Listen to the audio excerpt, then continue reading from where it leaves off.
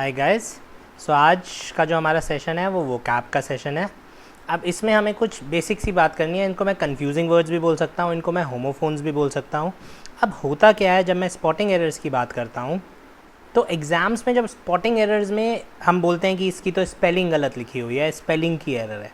तो स्पेलिंग की एरर कभी भी ऐसे नहीं आती कि वो शब्द ही ना हो। स्पेलिंग की एरर्स या तो कंफ्यूजिंग वर्ड्स की आती है या फिर होमोफोन्स की आती है। तो हमारे बहुत सारे वीडियोस पहले से पड़े हुए हैं, कंफ्यूजिंग वर्ड्स, होमोफोन्स। हमारी एक लिस्ट है, हमने एक सीरीज़ बनाई हुई है जिसमें हमने मोस्ट इंपॉर्टेंट क्वेश्चंस करके वो सीरीज़ है, उसमें हमने ऐसी छोटी छोटी एरर्स की बात करी हुई हैं जिनको आप देखेंगे तो आपको ये सारी बातें समझ में आएंगी। आज हम उसी सीरीज़ को आगे बढ़ाते हुए थोड़े से नए वर्ड्स करेंगे। तो आज हम बेसिकली करेंगे क्या, ये वर्ड सबको पता होता है, प्रिंसिपल एंड प्रिंसिपल। जब मैं प्रिंसिपल PAL लिखता हूँ और प्रिंसिपल PLE लिखता हूँ तो एवरीबडी नोज़ कि कौन सा वाला कौन सा होता है। एक होता है जो स्कूल का प्रिंसिपल, एक होता है जो आपको वैल्यूज़ की बात करता है। अब these are called homophones, right. Homophones होते हैं, अगर आप लोग रूट वर्ड्स मेरी क्लास देखी हैं, होमो का मतलब होता है सेम और फोन्स का मतलब होता है साउंड। तो एग्जामिनर कोई ऐसा ही शब्द देगा जो सिमिलर साउंडिंग होगा। अब वो इस वाले प्रिंसिपल की जगह ये वाला प्रिंसिपल लिख देगा, इस वाले की जगह ये वाला लिख देगा। वो कोई तीसरी स्पेलिंग नहीं लेके आएगा, PEL नहीं करेगा, क्योंकि ये कोई शब्द ही नहीं होता। तो this would never come in exam. आपको एग्ज़ाम में जब स्पॉटिंग एरर्स में प्रॉब्लम आती है स्पेलिंग्स की, तो दे आर यूजुअली होमोफोन्स और कन्फ्यूजिंग वर्ड्स, राइट। सो आज हम कुछ ऐसे ही वर्ड्स की बात कर रहे हैं। So let's start. तो जो हमारा पहला वर्ड है, जैसे आपको इमेज में दिख गया होगा, hole and hole, HOLE and WHOLE। तो HOLE होल होता है छेद किसी चीज़ में, ठीक है, एंड WHOLE होल का मतलब होता है पूरा। बहुत सिंपल है, ये नॉर्मली सबको आता होगा, मैं बहुत आसान वर्ड से इसीलिए स्टार्ट कर रहा हूँ। तो HOLE होल इज़ छेद एंड WHOLE होल इज़ पूरा का पूरा साबुत, फुल, राइट। तो हो गया हमारा पहला word, that is hole and hole. Second word जो है that is parish and perish. Parish को आप बहुत सारे इसके मीनिंग्स हो सकते हैं, जैसे हम लोगों के यहाँ पंचायत होती है, एक छोटी कम्युनिटी को पैरिश बोला जाता है, उनका एक हेड भी होता है। एडमिनिस्ट्रेटिव क्रिश्चियंस का जो एडमिनिस्ट्रेटिव टीम होती है एक, उसको पैरिश बोलते हैं। उन लोगों की अपनी चर्च होती है, अपने फादर होते हैं। तो parish is related to Christian religion, right. And PERISH perish मतलब ख़त्म हो जाना, मर जाना, समाप्त हो जाना, ठीक है। जैसे हम लोग बोलते हैं कि हमें नेचुरल चीज़ों का बहुत ध्यान से यूज़ करना पड़ेगा, नहीं तो they will perish in the future. They will perish in the future मतलब फ्यूचर में वो ख़त्म हो जाएंगी। सो इसका मतलब हो सकता है ख़त्म हो जाना, PERISH, and PERISH is related to Christianity. It would mean a community which has their own church and all. तो आई होप ये फर्स्ट टू डिफरेंसेस आपको समझ में आ गए होंगे। नेक्स्ट वर्ड पे चलते हैं, राइट गाइस। तो हमारा थर्ड वर्ड जो है दैट इज़ एमिग्रेट एंड इमिग्रेट। अब जब मैं एमिग्रेट की बात बोलता हूँ, EM बोलता हूँ मैं, तो दैट मीन्स जब आप किसी कंट्री से दूसरी कंट्री में जाते हैं, तो जिस देश को आप छोड़ के जा रहे हैं, दैट इज़ आप वहाँ से एमिग्रेट कर गए। फॉर एग्ज़ाम्पल मैं इंडिया से US जाता हूँ, तो इंडिया से मैं क्या करके गया हूँ, एमिग्रेट, ठीक है। जैसे आप देख रहे होंगे कि ये जो मैप बना हुआ है US का, यहाँ से बंदा बाहर जा रहा है। तो जब मैं बाहर जा रहा हूँ, जब मैं उसको छोड़ के जा रहा हूँ, तो मैं क्या कर रहा हूँ, एमिग्रेट। और जिस देश में मैं जा रहा हूँ, आप आगे देखेंगे एरो दिखेगा आपको, जिस देश में मैं जा रहा हूँ उस देश को मैं क्या बोलूँगा, उस देश में मेरे को ये लोग क्या बोलेंगे कि ये तो इमिग्रेशन है। इसीलिए जब आप देखेंगे, जब एयरपोर्ट्स पे क्या होता है, इमिग्रेशन काउंटर होता है। जब आप वहाँ पे लैंड करते हैं किसी भी कंट्री में, तो आप पहले इमिग्रेशन काउंटर से क्रॉस करते हैं। एमिग्रेशन काउंटर कहीं नहीं होता, क्योंकि एमिग्रेशन की जो फॉर्मेलिटीज़ हैं वो पहले ही पूरी हो गई होती है। हमारा पासपोर्ट बन गया है, अब सारी चीज़ें दूसरी कंट्री करती हैं जिस कंट्री में मैं जाना चाहता हूँ। इसीलिए आप लोगों को पता होगा कि immigration is a normal word जो आप सब लोगों ने सुना होगा, बट एग्ज़ाम में जब आएगा तो एमिग्रेट हो गया जो देश आप छोड़ के जा रहे हैं, और इमिग्रेट हो गया जिस देश में आप जा रहे हैं। नेक्स्ट वर्ड पे आते हैं। Next word is hanger and hanger. यहाँ पे स्पेलिंग बहुत इंपॉर्टेंट है, बहुत आता है, हैंगर GER और HANGAR। अब आप ये पहले सबसे पहले फ़ोटोग्राफ देख लीजिए। GAR के अंदर क्या हुआ है, GAR के अंदर एक हवाई जहाज खड़ा हुआ है, राइट। सो दैट मीन्स जो हैंगर GAR होता है, इसको आप गैरेज बोल सकते हैं प्लेन्स का। सो जो शेड होते हैं जहाँ पे प्लेन्स को रखा जाता है, प्लेन्स को पार्क किया जाता है, उसको हैंगर बोला जाता है विद अ A, HANGAR। और HENGER तो फोटो देख के ही आपको समझ में आ गया होगा, ये हम सबके घर में होता है, कपड़े टांगने वाला हैंगर। सो कपड़े टांगने वाला हैंगर इज़ HANGER और गैरेज वाला हैंगर इज़ HANGAR, राइट। तो ये हो गए हमारे third word and fourth word, emigrate, immigrate, hanger and hangar. अब एक चीज़ और इसमें मैं आपको ऐड कर देना चाहता हूँ, एमिग्रेट हो गया जो देश में छोड़ के गया, इमिग्रेट हो गया जिस देश में मैं गया, ठीक है। तीसरा वर्ड होता है माइग्रेट। माइग्रेट नॉर्मली यूज़ होता है स्टेट्स के बीच में, अगर मैं दिल्ली से छोड़ के बॉम्बे चला गया तो मैं माइग्रेट कर गया, तो विद इन द कंट्री मैं माइग्रेट करूँगा, आउटसाइड द कंट्री एमिग्रेट होगा और इमिग्रेट होगा। नेक्स्ट पे चलते हैं। नेक्स्ट वर्ड है ब्रेक और ब्रेक। ये बहुत इंपॉर्टेंट वर्ड है बिकॉज ये सबको पता होता है और बहुत ज़्यादा कन्फ्यूजन होता है। तो जब मैं BRAKE बोलता हूँ तो आपने गाड़ी रोकी, ठीक है। तो अगर मैं BRAKE बोला तो आपने गाड़ी रोकी, यू स्टॉप द कार, इसका मीनिंग हो जाएगा स्टॉप। और BREAK हो गया तोड़ना, BREAK हो गया तोड़ना। जैसे अब आप इमेज देखोगे, इसमें एक गाड़ी है, स्टॉप का सिग्नल है ये। यूजुअली हम लोग इंडियंस रुकते नहीं है, बट हाँ अगर ये स्टॉप का सिग्नल है आप रुके, दैट इज़ आपने कार को ब्रेक किया। और आपने किसी गाड़ी को ठोक दिया, पीछे से आके हिट कर दिया, किसी भी चीज़ को तोड़ दिया, दैट इज़ BREAK ब्रेक। तो स्पेलिंग इंपॉर्टेंट है यहाँ पे, ये बहुत आती है, this is one very common question जो एग्ज़ाम में काफ़ी आता है, आपको ध्यान रखना है। सो हमारा नेक्स्ट वर्ड है बीट एंड बीट। अब जब मैं BEAT बीट बोलता हूँ तो इसका मतलब होता है पिटाई करना, टू हिट समबडी। लेकिन जैसे ही मैं BEET बीट बोलता हूँ, ये भी वर्ड है, दिस मीन्स शलगम, शलजम, बीट रूट बोला जाता है जिसको, ठीक है। तो ये होता है शलगम। तो आपको ध्यान रखना है कि BEET is also a word, आप इसको मिस नहीं कर दीजिएगा, ठीक है।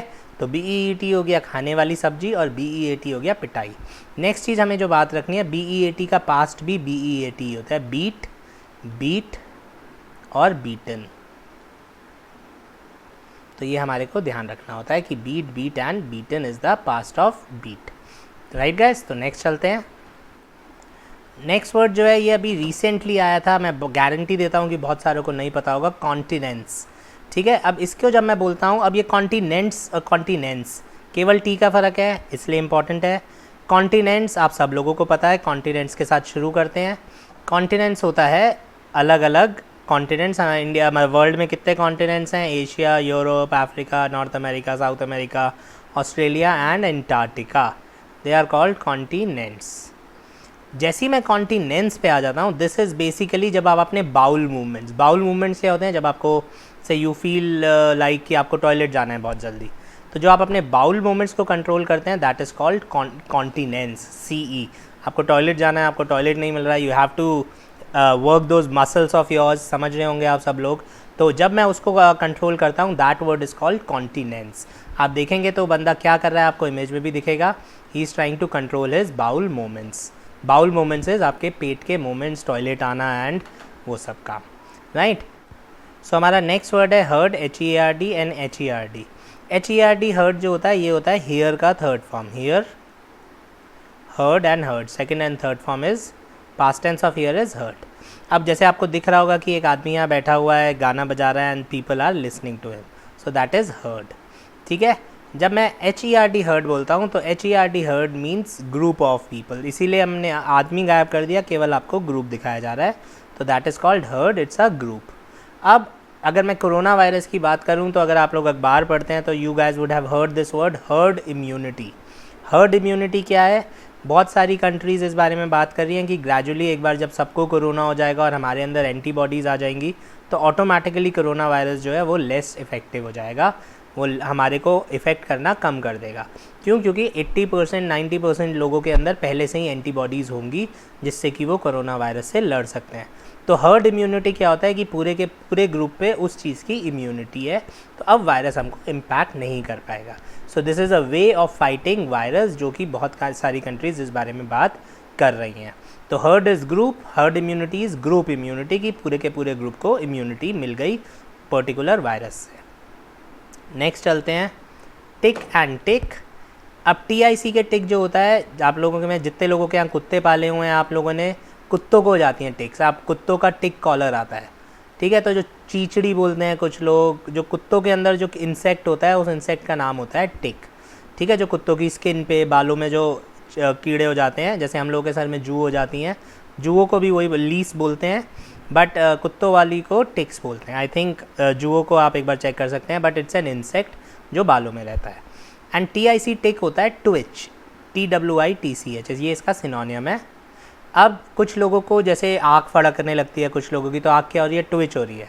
तो जब मैं फेस के मसल्स होती है ना, जैसे आपका होठ फड़कता है कुछ लोगों का, बिना कंट्रोल करे होठ फड़कता है, उसको मैं टिक बोलूँगा।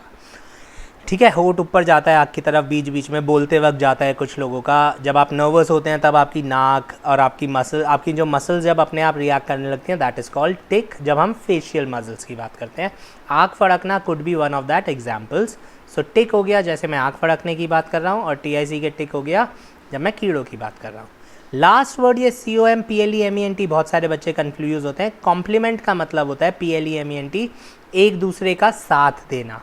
अगर आप लोग क्रिकेट देखते हैं तो कहा जाता है कि दो बैट्समैन एक दूसरे का बहुत अच्छे से कॉम्प्लीमेंट करते हैं, एक बहुत तेज़ रन मारता है, एक सिंगल डबल लेके उसको स्ट्राइक देता रहता है।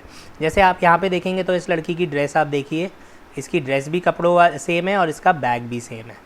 ठीक है, तो इसको क्या हुआ, इसका जो हैंड बैग है ये इसकी ड्रेस को कॉम्प्लीमेंट कर रहा है, उसके साथ जा रहा है, फिट बैठ रहा है।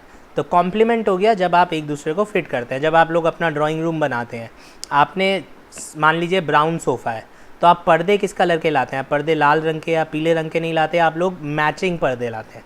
तो जब आप वो पर्दे वहाँ डाल देते हैं तो वो पर्दे आपके सोफ़े को क्या करेंगे, कॉम्प्लीमेंट करेंगे। ठीक है, तो दैट इज़ कॉल्ड कॉम्प्लीमेंटिंग।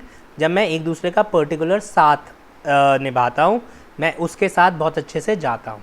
जैसे कुछ लोगों को मैंने बहुत लोगों को देखा शादियों में कि गुलाब जामुन के साथ आइसक्रीम खाते हैं, तो वो क्या कहेंगे कि अगर आप आइसक्रीम और गुलाब जामुन साथ खाओगे तो आइसक्रीम गुलाब जामुन को कॉम्प्लीमेंट करती है, इन दोनों का स्वाद मिलके बहुत अच्छा हो जाता है। दूध जलेबी खाते हैं कुछ लोग, तो जब आप कढ़ाई वाला दूध और जलेबी डाल के खाते हैं तो जलेबी दूध को कॉम्प्लीमेंट करती है, उसके स्वाद को बढ़ा देती है, ख़राब नहीं करती।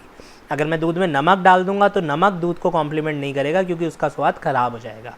ठीक है, तो चीनी दूध को कॉम्प्लीमेंट कर सकती है बट नमक दूध को कॉम्प्लीमेंट नहीं करेगा। This is the meaning of first MENT। और दूसरा वाला बहुत आसान है, जब जैसे ये लड़की क्या कर रही है, इस बंदे को ये लड़की सुंदर लगी, उसने उसको कॉम्प्लीमेंट दिया। मैं आपको बोलता हूँ आज आप बहुत सुंदर लग रही हो या आप बहुत सुंदर लग रहे हो, तो मैंने आपको क्या किया, मैंने आपको कॉम्प्लीमेंट दिया। The only difference is LI and LE। तो ये स्पेलिंग बहुत इंपॉर्टेंट है। LE वाला जो कॉम्प्लीमेंट है वो एक जैसा साथ निभाने वाला जो मैंने आपको वर्ड बताया, और LI वाला जो कॉम्प्लीमेंट है दैट मीन्स आप किसी की प्रशंसा कर रहे हो, आप किसी की तारीफ़ कर रहे हो, and so on. So guys these were some words जो आप लोगों को आज मैंने बताया। ये कन्फ्यूजिंग वर्ड्स हैं, ऐसे बहुत सारे वर्ड्स आते हैं, and ultimately it all comes down to what, हमारे को स्पॉटिंग एरर्स में जो स्पेलिंग की गलतियाँ आती हैं वो होमोफोन्स की गलतियाँ आएंगी। आप लोग बहुत लोग मुझसे पूछते हैं वो क्या आप कैसे याद करें, हम लोग को दिमाग लगाना है।